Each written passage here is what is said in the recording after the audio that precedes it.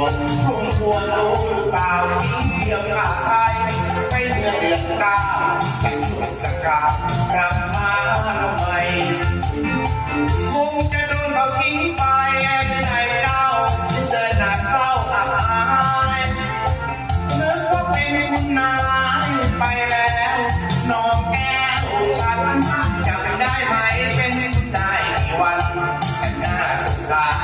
เช่นนี้ก็ได้คุณเป็นเศร้าให้เราเอาใจต้องหาที่ไรใครก็รู้ดี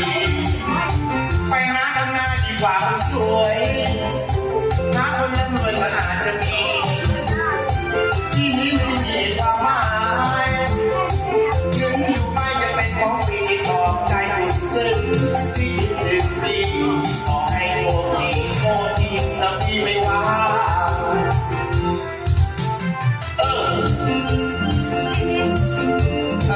ไม่มีใครเต้นตัวเล็กสักอย่างดี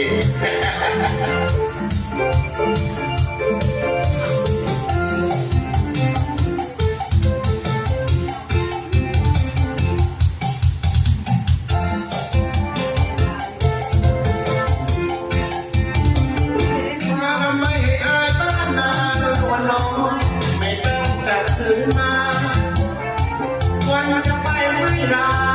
มีหน้าใครกับหนุ่มเมืองหลวงที่คนข้างหลังนั่งน้ำตาลวงมันเจ็บในช่วงพุ่งพวงรู้หรือเปล่าที่เดียวขาดใครไม่เมื่อเดือนเก้าแข่งสักการกลับมาทำไมคงจะโดนเขาทิ้งไปในดาวถึงเดินหน้าเข้ากับอายนึกว่าเป็นนายไปแล้วลงแก้วฉันจำได้ไหมเป็นนายกี่วันฉันน่าสงสารเย็นนี้ก็ไปคุณเป็นเศร้าให้เราเอาใจลำตาใจใครก็รู้ดีไปหากันได้ดีกว่าคนสวย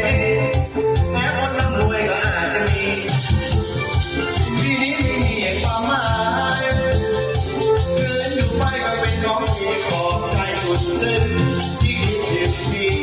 ขอให้โชคดีโชคดีนะพี่ไม่ว่า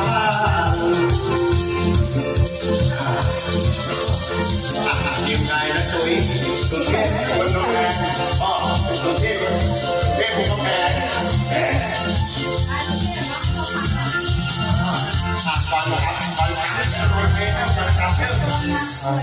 ก่อนกลับอีก